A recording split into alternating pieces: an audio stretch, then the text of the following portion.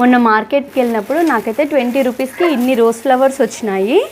చూడండి ఎన్ని వచ్చినాయో. సో వీటిని అయితే నేను ఏమన్నా చేద్దామని అనుకుంటున్నాను.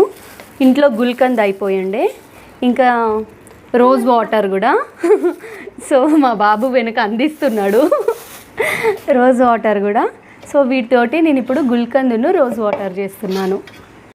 నేను ఇక్కడ మంచి ఫ్లవర్స్ని పక్కకు పెట్టేసుకున్నాను, అవి దేవుడికి యూజ్ అవుతాయని. ఫ్లవర్ నుండి విడిపోయే రోజ్ పెటల్స్ అన్నీ కలెక్ట్ చేసేసుకున్నాను.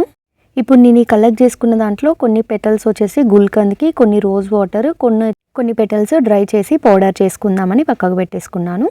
ఇక నేను 50 గ్రామ్స్ రోజ్ పెటల్స్ గుల్కంద్కి తీసుకుంటున్నాను. అందులో వాటర్ వేసి మంచిగా వాష్ చేసుకోవాలి. వాష్ చేసి వేరే బౌల్లోకి ట్రాన్స్ఫర్ చేసుకోవాలి. ఇప్పుడు ఇక్కడ కాటన్ డ్రై క్లాత్ తీసుకున్నాను, దానిపైన రోజ్ పెటల్స్ వేసి అవి డ్రై చేయాలి. నాకు 2-3 అవర్స్ పట్టింది అవి డ్రై అవ్వడానికి. లోపలనే డ్రై చేసుకోవాలి, ఎండలో పెట్టొద్దు. మనము డైలీ 1 స్పూన్ గుల్కంద్ తీసుకోవడం వల్ల చాలా బెనిఫిట్స్ ఉంటాయి. కూలింగ్ ఏజెంట్ లాగా పనిచేస్తుంది, బాడీలో హీట్ తగ్గిస్తుంది.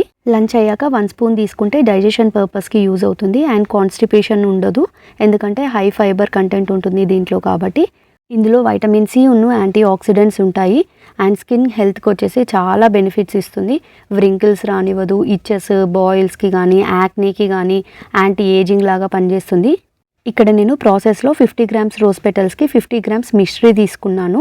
షుగర్ యూజ్ చేయొద్దని మిశ్రీ తీసుకున్నాను. ఇలా ఆనియన్ కట్టర్ ఉంటుంది కదా, అది మంచిగా వాష్ చేసి రోజ్ పెటల్స్ కొన్ని వేసి కొంచెం మిశ్రీ పౌడర్ వేసి రోజ్ పెటల్స్ని చిన్నగా చేసుకోవాలి. ఒకవేళ కనుక మనకి ఇది లేకుంటే జస్ట్ హ్యాండ్లోనే రోజ్ పెటల్స్ వేసుకొని కొంచెం మిశ్రీ పౌడర్ వేసుకొని అవి మెదపాలి. ఇలానే అన్ని రోజ్ పెటల్స్కి సేమ్ ప్రాసెస్ కంటిన్యూ చేయాలి. మళ్ళీ బెనిఫిట్స్లోకి వెళ్తే అయితే మన మైండ్ పైన చాలా సూతింగ్ ఎఫెక్ట్ ఉంటుంది. స్ట్రెస్, యాంగ్జైటీని తగ్గిస్తుంది, మెమరీ ఫోకస్ అనేది ఇంప్రూవ్ అవుతుంది, ఇంకా స్లీప్ క్వాలిటీని పెంచుతుంది. మౌత్ అల్సర్స్కి కూడా చాలా బాగా పనిచేస్తుంది. ఇంకా గర్ల్స్కి మెన్స్ట్రల్ డిస్కంఫర్ట్ ఉన్నప్పుడు ఇది తీసుకున్నా కూడా మనకి చాలా బెనిఫిట్స్ అయితే ఉంటాయి. పిల్లలకి పాలల్లో వేసి తాగిపించవచ్చు. ఇంకా డిఫరెంట్ రెసిపీస్లలో యూస్ చేసుకోవచ్చు ఇది పాన్ గుల్కంద్ షర్బత్కి. నెక్స్ట్ ఇది మనం స్టవ్ మీద పెట్టుకోవాలి. స్టవ్ సిమ్లో పెట్టాలి, కలుపుతూనే ఉండాలి. కొంచెం కొంచెం మిశ్రీ పౌడర్ యాడ్ చేస్తూ కలుపుతూ ఉండాలి. మిశ్రీ పౌడర్ కరిగిపోతుంది. నాకు ఇక్కడ ఈ ప్రాసెస్ 10 మినిట్స్ పట్టింది. ఇప్పుడు ఇందులో 1 స్పూన్ సోంపు పౌడర్ యాడ్ చేసుకోవాలి. ఆ తర్వాత 1/2 స్పూన్ ఇలాచీ పౌడర్ యాడ్ చేసుకోవాలి. ఈ పౌడర్స్ రోజ్ పెటల్స్కి పట్టేలాగా కలుపుకోవాలి. ఒక 5 మినిట్స్ తర్వాత స్టవ్ ఆఫ్ చేసేసుకోవాలి.